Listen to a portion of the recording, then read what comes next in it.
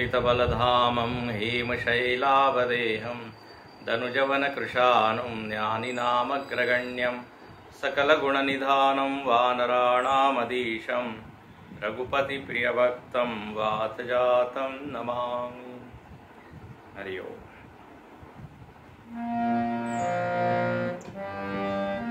श्री राम जय जय राम, श्री राम जय जय राम, श्री राम जय जय राम, श्री राम जय जय राम, श्री राम जय जय राम, श्री राम जय जय राम, श्री राम जय जय राम, श्री राम जय जय राम, श्री राम जय जय राम, श्री राम जय जय राम, श्री राम जय जय राम, श्री राम जय जय राम।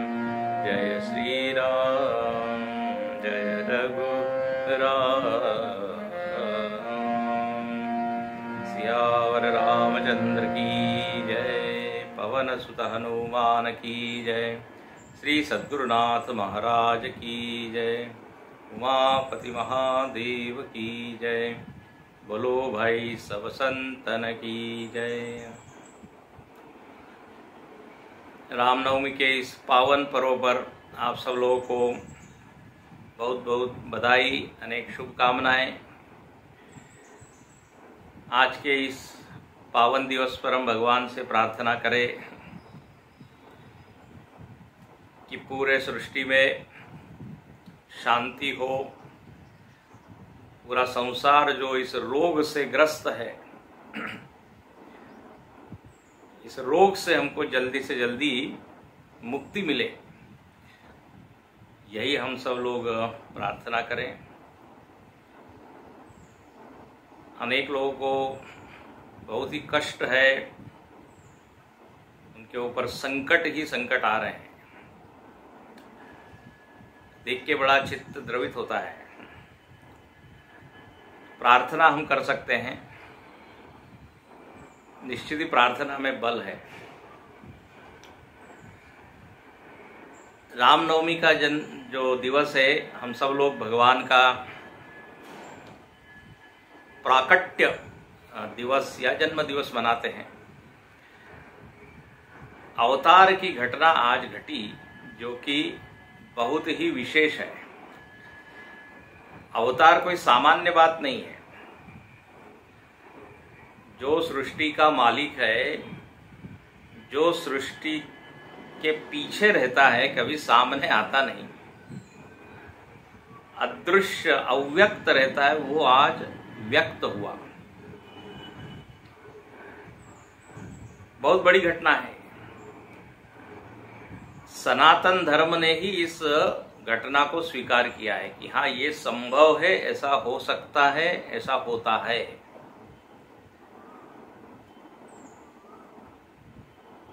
यदि भगवान इस सृष्टि के स्वामी है, तो उनको सृष्टि की चिंता होना स्वाभाविक ही है। और जब यहाँ पर नियम कानून सब टूटने लगते हैं, उसी को कहा है अधर्म। अधर्म बढ़ना मतलब क्या? जिसके कारण सृष्टि चल रही है बिना अवतार के भी, वो जब सब चीजें गड़बड़ाने लगती है,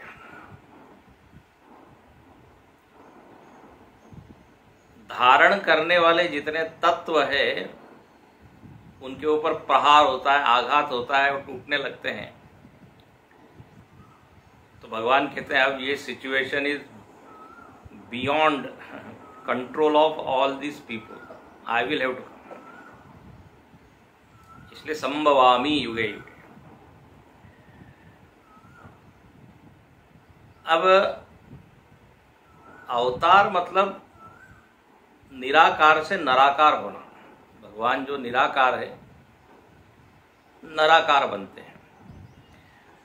और नराकार ही नहीं, जिस आकार से काम बनेगा वो आकार लेते हैं। नराकार, नरसिंहाकार, मत्स्याकार, कच्छप का आकार, जिससे भी काम बने वो वेश धारण करते हैं। ये अवतारवाद और पुनर्जन्मवाद, ये दो ऐसे सिद्धांत हैं जो हिंदू धर्म में ही स्वीकार किए गए। अब कभी चर्चा और करेंगे आगे। तो कोई न कोई प्रयोजन होता है जिस कारण भगवान आते हैं, और मुख्य प्रयोजन धर्म की स्थापना है, बिगड़ी हुई चीजें उसको ठीक ठाक करने। और गीता में भगवान कहते हैं कि यदि हयम न वर्तेयम जातु कर्मणि अतंद्रिता, यदि मैं कुछ करूं नहीं, मैं भी सोया पड़ा रहूं, तो ये सारी सृष्टि नष्ट हो जाएगी। और दूसरी बार यद यद आचरति श्रेष्ठ तत्तदेव इतरो जना, श्रेष्ठ लोग जैसा आचरण करते हैं दूसरे भी उसी का पालन करते हैं। तो मैं यदि धर्म की स्थापना के लिए आऊं नहीं, कुछ करूं नहीं, तो जो समाज में लोग हैं वो भी बोलेंगे, जब बोले भगवान को ही चिंता नहीं तो हम क्यों। तो इसलिए संभवामि युगे युगे। गुरुदेव से किसी ने पूछा भी था कि अब भगवान के आने का समय हो गया है, काफी भ्रष्टाचार, दुराचार, अनाचार, अत्याचार सब बढ़ गया है। लेकिन गुरुदेव ने बड़ा अच्छा उत्तर दिया, बोले इतने अधर्म के लिए हम लोग काफी हैं। और बिल्कुल सही बात है। जब एक्सट्रीम हो जाता है, अति, मतलब आप राम कथा नहीं कर सकते, यज्ञ हवन नहीं कर सकते, राम नाम पर बैन लग जाए, तब समझना चाहिए अधर्म की अति हो गई है। जैसे लंका में जो है राम नाम बैन था, इसलिए विभीषण जी ने अपने कुटिया के ऊपर राम नाम नहीं लिखा, रामायुध अंकित कर, राम जी के आयुध लगा दिए, क्योंकि बोले राम लिखना तो ठीक नहीं। तो अधर्म की पराकाष्ठा, तब भगवान का अवतरण होता है। अब आज आप सब लोग 12 बजे मनाएंगे ही राम जन्मोत्सव, 4:30 बजे भी है सिद्धवाड़ी का कार्यक्रम, वो भी है। अभी आज काफी कार्यक्रम है। तो आज हम ये रामायण जो अपना चल रहा है, ये इसका थोड़ा सा ही देख के जल्दी खत्म करेंगे। पूजा भी है, हमने सोचा इसके ऊपर क्या ब्रेक नहीं होना चाहिए, अपना रामायण चल रहा है और रामनवमी के दिन तो थोड़ी देर तो हम कर ही लें, इसलिए आइए हम थोड़ा सा देखेंगे। लेकिन आज राम स्तुति हम करते हैं।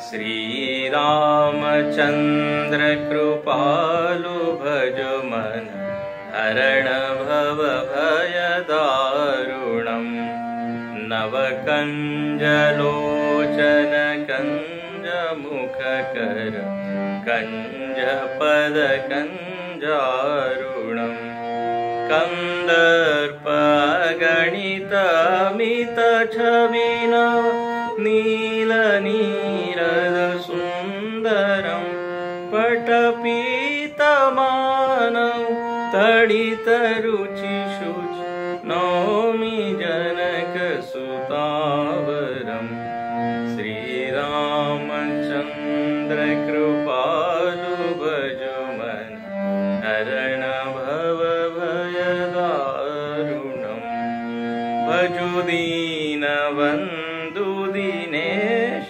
दानव दैत्य वंश निकंदनम रघुनंदन कंद कोश चंद दशरथ नंदनम श्री रामचंद्र कृपालु भज मन हरण भव भय शिरमुकुट कुंडल तिलक चारु उदारु अंग विभूषणम् आजानुभुज शर चापधर संग्रामजित खर दूषणम् श्रीरामचंद्र कृपालु भजुमन हरण भव भयदारुणम् इति वदति तुलसीदास शंकर शेषमुनिमनरञ्जनम् मम हृदय कञ्ज निवास कुरु कामादिकलदल गञ्जनम् श्रीरामचन्द्र कृपालु भज मन हरण भव भयदारुणम् श्रीराम श्रीराम श्रीराम श्रीराम। सियावर रामचंद्र भगवान की जय।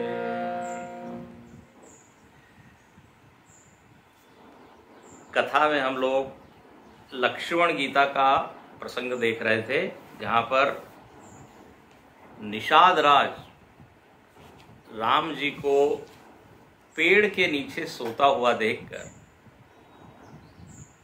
बड़े वो दुखी होते हैं।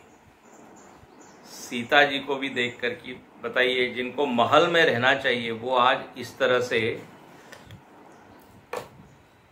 जमीन पर सो रहे हैं, कंदमूल फल खाना पड़ रहा है। तो निषाद को बहुत विषाद हुआ और उसके आंखों में आंसू आए। तब लक्ष्मण जी उनको ज्ञान देते हैं और उसी को कहते हैं लक्ष्मण गीता। और वो तो राम जी का दुख तो एक निमित्त है, वास्तव में हम सब लोगों के लिए ये गीता बहुत लागू होती है कि जीवन में जो दुख आता है तो दुख का कारण क्या है।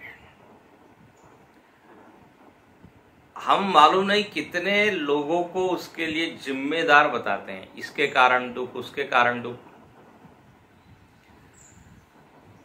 पड़ोसी के कारण दुख। वो कहता है ये हमारा पड़ोसी, उस कारण हमको दुख। परस्पर एक दूसरे के कारण बनते हैं। कोई ग्रह नक्षत्र को बोलता है, उसके कारण दुख मिल रहा है। इसलिए अलग अलग वो अंगूठी पहनते हैं, अलग अलग वो स्टोन, बोले उससे दुख चला जाएगा। एक व्यक्ति ने 10 उंगलियों में पहने हुए अंगूठी। किसी ने उससे पूछा यदि भगवान प्रसन्न हो जाएंगे तो आप क्या मांगोगे? तो बोले 11वीं उंगली, क्योंकि अभी एक और बचा है, वो मुझको पहनना है। तो लोगों की क्या है, अलग अलग मान्यता होती है। ये पहनने से दुख चला जाएगा, ये करने से दुख चला जाएगा। यहां पर कहते हैं महाराज, काहु न को सुख दुख कर दाता। ये बिल्कुल अध्यात्म रामायण का श्लोक है, उसी का यहाँ भाषांतर किया है, अनुवाद किया है। आपको एक बात बताएं, रामचरितमानस में 70% लगभग अध्यात्म रामायण का ही क्या है, विचार है।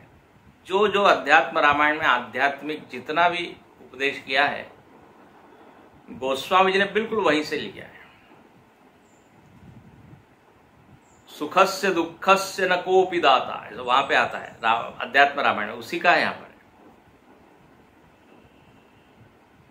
परो ददाति इति कुबुद्धिरेषा, दूसरा कोई दुख देता है, बोले कुबुद्धि है। ये अपने ही कर्म के कारण हम लोग सुख दुख भोगते रहते हैं।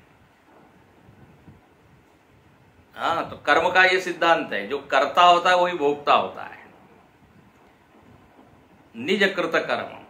तो यहां पर लक्ष्मण जी ने निषाद राज को ये बताया कि भाई देखो, तुम कई को दोष दे रहे हो, इसको दोष दे रहे हो। बोले ये तो भगवान की लीला है, लेकिन सामान्य जीव के जीवन में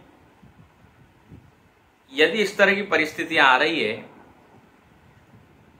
तो उसमें हेतु और कोई नहीं है। हालांकि ये बड़ा कठोर लगता है, लेकिन अब जो सच है सच है। लेकिन कर्म सिद्धांत से ऊंचा सिद्धांत भक्ति सिद्धांत है। ठीक है, बोले कर्म का फल है, लेकिन वो फल जो है वह थोड़ा हल्का हो जाता है, उसका परिणाम अपने चित्त पे हल्का हो सकता है यदि हम भक्ति करें तो। याद रखना, कर्म से बड़ा भगवान है, ठीक है ना। और कभी कभी तो ये यहां तक लिख दिया कि भगवान चाहे तो अपना प्रारब्ध बदल भी सकता है यदि भक्ति तीव्र हो, भक्ति गाढ़ी हो, भक्ति शुद्ध हो। भगवान ने कहा है योगक्षेमम वहाम्यहम्, मैं तुम्हारी जिम्मेदारी लेता हूं। यदि कर्म के सिद्धांत पर ही हम रहे तो ठीक है, फिर कर्म के कारण सुख। भक्त क्या कहता है, बोले कर्म नहीं, भगवान की इच्छा इसलिए हमको दुख मिल रहा है, भगवान की इच्छा इसलिए सुख मिल रहा है। जब सुख मिलता है तो वो कहता है हरि कृपा, दुख मिलता है तो वो कहता है हरि इच्छा। ये बड़ा सुंदर है। तो दोनों ही स्थितियों में अपने मन को वो क्या सम बनाए रखता है। अच्छा, तो यहां पे एक लक्ष्मण जी ने बात की, फिर कहा ज्ञान की बात। ज्ञान दृष्टि से देखो तो बोले परिस्थितियां इत्यादि क्या है, झूठी है। ये एकदम ऊंचा सिद्धांत है, औपनिषदिक सिद्धांत। सपने होई भिखारी नृप, बोले स्वप्न में हमको कई चीजें मिलती है, कई चीजें हमसे अलग हो जाती है, लेकिन जागने पर न लाभ न हानि। You don't lose anything, you don't get anything. क्योंकि सपने की जो चीज है वो तो भ्रम ही है ना। तो जागे हानु न लाभ, इस तरह ये वेदांत सुना दिया। अभी और सुना है आगे, एक और दोहे तक। ये 92 के बाद जरा इसको पढ़ते हैं हम। एहि अस विचारी नहीं की रोसु, काहु ही बाती न दे दोसु, मोह निशा सब सोवनिहारा, देखिय सपन अनेक प्रकारा, एहि जग जामिनी जागी जोगी, परमारति प्रपंच वियोगी, जानिय तब जीव जब जागा, जब सब विषय विलास विरागा। अपने परिस्थितियों को यदि देखना है तो बोले तीन दृष्टियां हैं, एक कर्म की दृष्टि, एक भक्ति की दृष्टि और एक ज्ञान की दृष्टि। कर्म की दृष्टि से मेरे कर्म के कारण सुख दुख मिल रहा है, भक्ति के दृष्टि से भगवान की इच्छा है, हमारा कुछ हित करना चाहते हैं इसलिए सुख भी देते हैं दुख भी देते हैं। तो सारी जिम्मेदारी किसकी, भगवान की। और तीसरी जो दृष्टि है वो है ज्ञान दृष्टि, वो यहां पर बताइए। ज्ञान दृष्टि क्या है, तो बोले ये सब मोह है, भ्रम है, जिसको तुम बड़ा ठोस मान रहे हो, सॉलिड रियलिटी बोलते हैं आप, हाँ, ठोस सत्य। बोले इसमें सॉलिड वॉलिड कुछ नहीं है। ये क्या है, तो बोले मोह निशा सब सोव निहारा।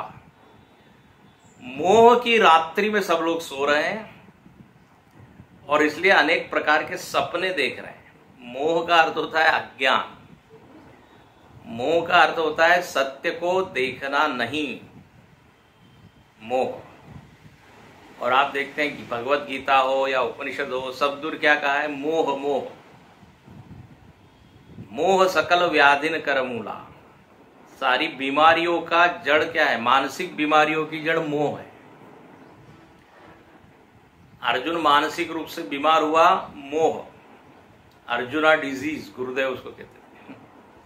तो ये मोह, जो सत्य है उसको जब हम नहीं देखते हैं तो उसको कहते हैं मोह। इसलिए ज्ञान होते ही उपनिषद ने कहा तत्र को मोह। अरे अब मोह कहां रहा, और मोह चला गया तो शोक भी चला गया, कि मोह और शोक दोनों साथ में चलते हैं। देखिए, जब आप किसी चीज को ठीक से नहीं जानते हैं, जब ठीक से नहीं जानेंगे तो गलत जानेंगे, ध्यान से सुनना, और जब गलत जानेंगे तो दुख तो होना ही है कि नहीं। अब दुर्योधन ने गलत ही जाना, जहां पानी है उसको लगा जमीन है, जहां जमीन है उसको लगा पानी है। महाभारत की कथा आप जानते हैं। और उस कारण ऐसा परेशान हो गया, महाभारत हो गया कहते हैं, अपमान का अनुभव हुआ, शोक हुआ। तो जहां गलत ज्ञान हुआ नहीं कि वहां दुख आया। अपने व्यावहारिक जगत में भी हम देखते रहते हैं, व्यक्तियों के प्रति मिसअंडरस्टैंडिंग खूब होती रहती है। कुछ वाक्य बोला, उसको उसने गलत समझ लिया। कुछ उसने कर्म किया, उसका इंटेंशन ऐसा था ही नहीं, लेकिन सामने वाले ने गलत समझ लिया, बस अब वो परेशान हो गया। छोटी छोटी बात को लेके मिसअंडरस्टैंडिंग होती रहती है। जिसको हम बड़े आराम से छोड़ सकते हैं, उसको इतना वैल्यू देकर परेशान होते हैं। ये भ्रम है, यही मोह है। उदाहरण ये मैं क्यों दे रहा हूं, व्यवहारिक जगत में भी मोह के कारण ही दुख होता है। ये है, यदि ठीक से व्यक्ति को पहचान लिया, उसके इंटेंशन को जाना, उसकी भावना को पहचान लिया, ओ बोले अच्छा ऐसा था क्या, सॉरी मैंने गलत समझा, लोग तुरंत बोलते हैं। गलत समझ का फल दुख है, और ये गलत समझ बहुत दूर तक जाती है। अपने बारे में गलत समझ है, तब तो पुनरपि जननम पुनरपि मरणम चलते रहेगा, जब तक अपने आप को हमने गलत समझा है। अपने आप को जीवो हम, मनुष्यो हम, पुरुषो हम, जब तक ये मोह है तब तक जन्म से छुट्टी नहीं। तो देखिए, मोह का जो पसारा है, मोह की जो व्यापकता है, वो बिल्कुल व्यावहारिक जगत से लेकर आंतरिक जगत तक है। इसलिए अपने उपनिषद बार बार कहते हैं, इस मोह को हटाइए। यहां लक्ष्मण जी बिल्कुल बस वेदांत बोल रहे हैं, मोह निसास। देखो, जब हम सो जाते हैं तो क्या होता है, लिखते हैं देख ही सपना अनेक प्रकार। सपने देखते हैं जब आप सोने जाते हैं, और गाढ़ी नींद नहीं है, डीप स्लीप नहीं है, तो हम अपने को तो भूल गए, अपना व्यावहारिक जो रूप है, और जहां हम भूले कि एक दूसरा ही वहां पे अपना रूप दिखता है, उसी को क्या कहते हैं, स्वप्न। बोले दुनिया में भी ऐसे ही है, हम कल्पना में जीते हैं। सपना तो क्या, कल्पना है, इमेजिनेशन, हेलुसिनेशन, कुछ कुछ होता है ना, किसी को कुछ मानसिक रूप से वो कल्पना कर लेता है, विचित्र कल्पना। हम लोग भी विचित्र कल्पनाएं करते रहते हैं, ये करने से सुख मिलेगा, वो करने से पैसा मिलेगा, ऐसा करने से दुख जाएगा। ये सब सपने हैं। उमा कहो मैं अनुभव अपना, भगवान शंकर सुनाते हैं पार्वती जी को अपना अनुभव। बोले क्या है मेरा एक्सपीरियंस, उमा कहो मैं अनुभव अपना, सत हरि भजन जगत सब सपना। बोले सत्य केवल एक ही है, वो है भगवत भक्ति, भगवत भजन, भगवत तत्व। उसके अलावा जो कुछ भी सपनवत है, सपने के समान है।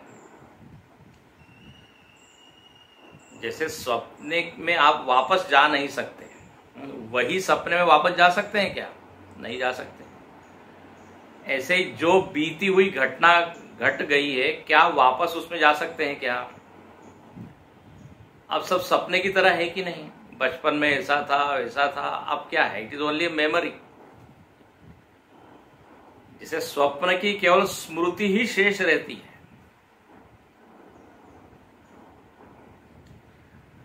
ये बहुत बड़ा स्टेटमेंट है, इतना हल्का फुल्का स्टेटमेंट नहीं है। यदि जगत को स्वप्न कहा है तो ऐसे ही नहीं बड़ा अच्छा लग रहा है बोलने में इसलिए बोल दिया, ऐसा नहीं है।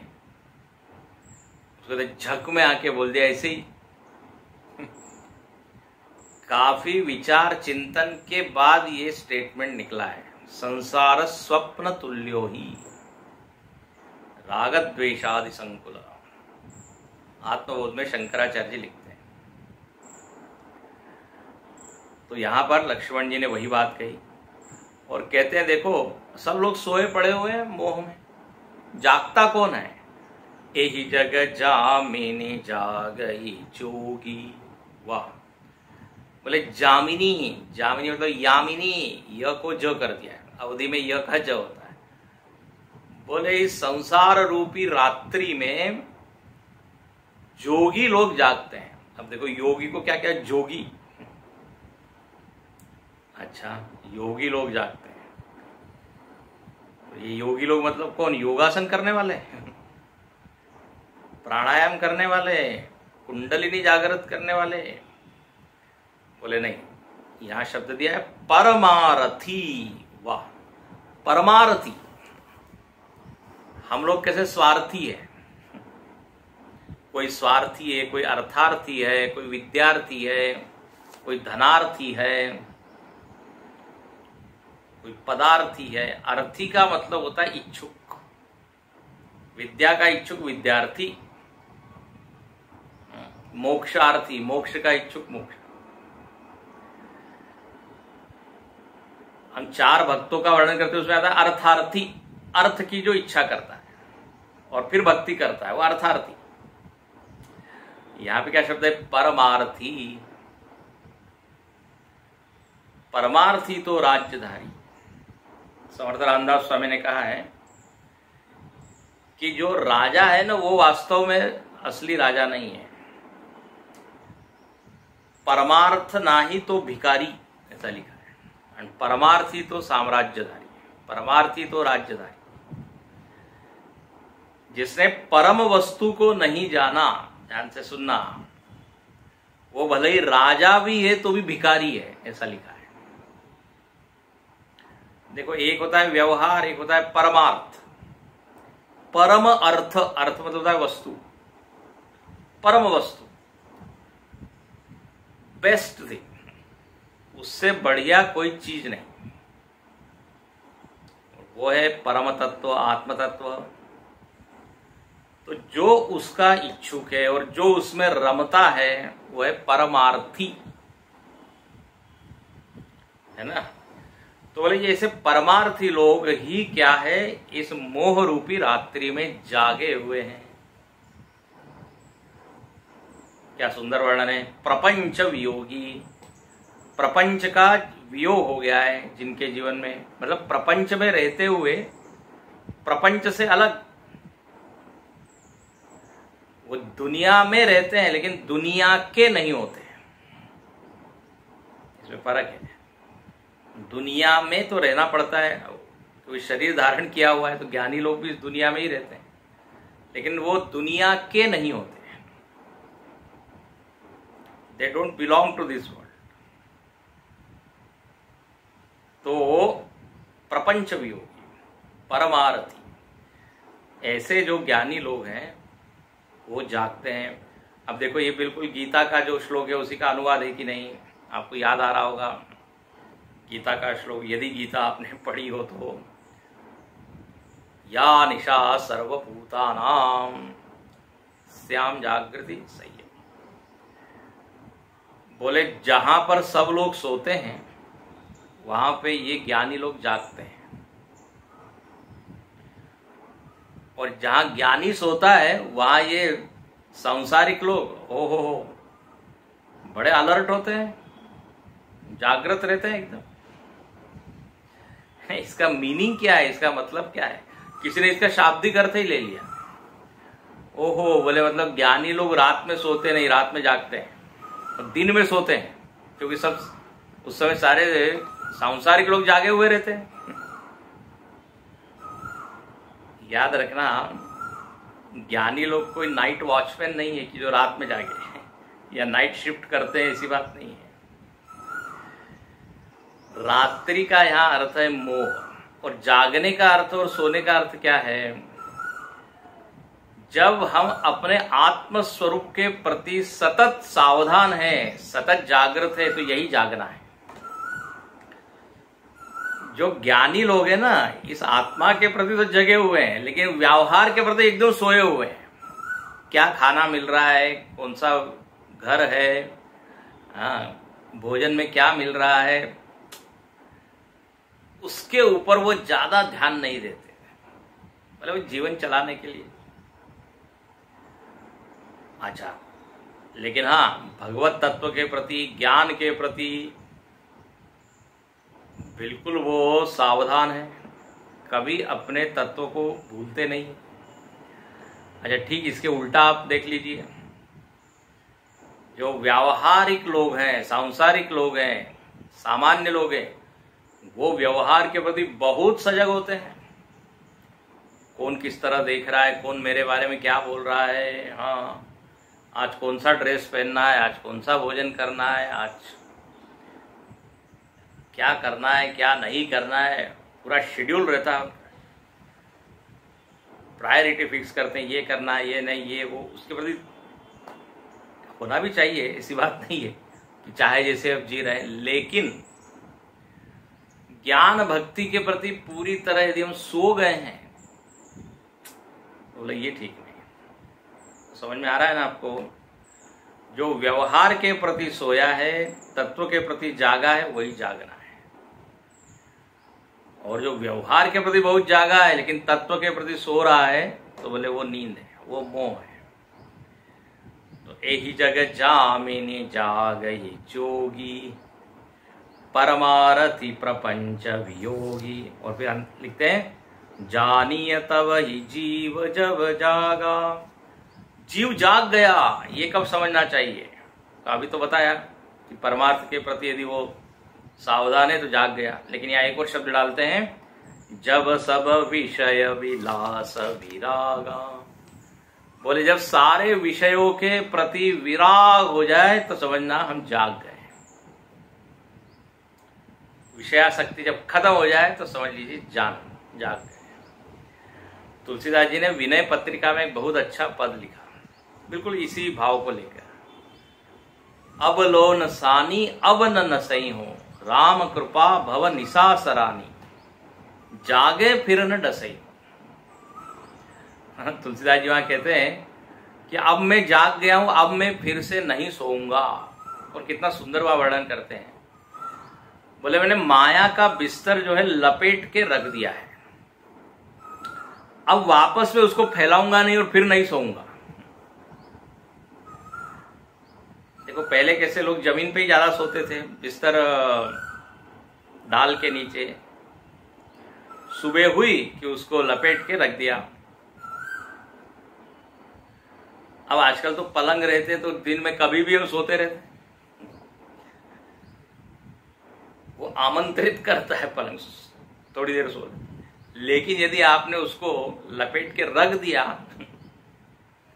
तो तुलसीदास जी कहते हैं मैंने ये माया का बिस्तर रख दिया, अब फिर से मैं नहीं सोऊंगा। मीनिंग, हाँ एक समय था जो जब मैं सोता रहता था, बार बार भूल जाता था, बट अब नहीं। अब लो न सानी अब न नसी, राम कृपा भव निशा सिरानी। राम कृपा से ये भव रात्रि, जिसको अभी यहाँ का मोह रात्रि, वो चली गई है। तो वैराग्य यदि आ जाए तो बोले बस तब आप जागे, नहीं तो भगवान की दृष्टि में हम सो रहे हैं। और फिर आगे लिखते हैं, होई विवेक मोह भ्रम भागा, तब रघुनाथ चरण अनुरागा। जब व्यक्ति को वैराग्य होता है तो वैराग्य का फल क्या है? तो बोले विवेक। इसलिए बार बार अपने वेदांत में क्या आता है? विवेक और वैराग्य। एक तरफ आपको दुनिया से छूटना है, दूसरी तरफ चिंतन करना है। तो कहते हैं एक बार मन विरक्त हो गया तो मन अवेलेबल हो गया। विरक्त mind is available mind, free mind, you can think, you can contemplate. मन यदि 10 जगह धसा हो, फंसा हो, अटका हो, तो मेडिटेशन, कॉन्टम्पलेशन कुछ भी नहीं हो सकता। तो बोले एक बार विरक्त हो गया मन, आहा, अब क्या है, वो विवेक। अब आप विचार सुनिए, विचार कीजिए, तो उससे क्या होगा, मोह भ्रम भागा। तब ये मोह भाग जाता है। जैसे सूर्य का उदय होते ही जो अंधकार है भाग जाता है। और बोले जहां ये मोह भ्रम भागा, तब रघुनाथ चरण अनुरागा, तब भगवान के चरणों में भक्ति बढ़ती है। तब हमको असल में प्रेम किससे करना है ये समझ में आता है। ऐसे तब तक फालतू चीजों से प्रेम लगा रहता है। जिससे प्रेम करना है उसकी स्मृति ही नहीं। लेकिन जब देखो कैसा क्रम है, जब आप जागे हैं मतलब वैराग्य आया, वैराग्य के बाद विवेक किया, विवेक का परिणाम तत्व ज्ञान कहिए या भगवत भक्ति कहिए, वो मिल गई। और जब ये मिल गई तो फिर तो शोक मोह खत्म। इसलिए कहते हैं सखा परम परमार्थ एहु, यही परमार्थ है। और मनसा वाचा कर्मणा, तुम इसी के लिए प्रयत्न करो। और अंतिम 2 लाइन में लिखते हैं, राम ब्रह्म परमार्थ रूपा, अविगत अलख अनादि अनूपा। बोले राम जी परब्रह्म हैं, तो उनको सामान्य जीव मान के मत समझो कि वो क्या रो रहे हैं, दुख कष्ट पा रहे हैं। बोले ब्रह्म है वो। अविगत, अविगत मतलब जिसको आप जान नहीं सकते। जैसे संस्कृत में एक शब्द है अव्यक्त, अव्यक्त का ही अविगत हो गया। अलख, अलख मतलब दिखता नहीं है। अलख निरंजन, नाथ संप्रदाय वाले कहते हैं अलख निरंजन। कोई कोई साधु लोग बोलते हैं, अपना चिमटा ऐसा लगा के बोलते हैं अलख निरंजन। अलख मतलब लखना मतलब दिखना, one which can't be seen, अलख। अनादि अनूपा, ये राम जी का स्वरूप है। सकल विकार रहित गत भेदा, भगवान में कोई विकार नहीं है। अस्ति जायते वर्धते विपरिणमते वगैरह, ये जो शरीर के विकार बताए, मन के विकार बताए, षड विकार, वो उनमें है नहीं। गत भेदा, भगवान में कोई भेद नहीं है। सजातीय विजातीय स्वगत भेद, सदैव सौम्य इदम अग्र आसीत एकमेवाद्वितीयम, ऐसा वो परम तत्व है। अभी पंचदशी की हमने क्लास ली, उसमें ये बहुत बढ़िया विस्तार से वर्णन किया था। पंचमहाभूत विवेक में, पंचकोश विवेक प्रकरण में, वहां पे यही आता है। विद्यारण्य स्वामी जी ने एक एक शब्द लेके उसकी व्याख्या की। सजातीय भेद क्या, विजातीय भेद क्या, सत मतलब क्या, अद्वितीय मतलब क्या, एक मतलब क्या। तो यहां पर लक्ष्मण जी बिल्कुल शुद्ध वेदांत बोलते हैं। बोले राम जी परब्रह्म है, और परब्रह्म के जितने लक्षण उपनिषद में बताए वो यहाँ पे कही नित नेति निरूप ही वेदा, वेदों ने इसको क्या कहा है, नेति नेति। भले इसका वर्णन हो नहीं सकता, कितना ही वर्णन करो पूरा नहीं है, क्योंकि वो वस्तु अनंत है। ऐसा परब्रह्म परमात्मा ये राम है, और उसी ने क्या किया है, बोले अवतार लिया है। इसलिए लिखते हैं 93 में, भगत भूमि भू सुर सुर भी सुरहित लागी कृपाल, करत चरित धरि मनुज तनु, सुनत मिटहि जग जान। बोले ऐसा परब्रह्म अवतार लेता है। और देखो आज तो बिल्कुल वही दिन है।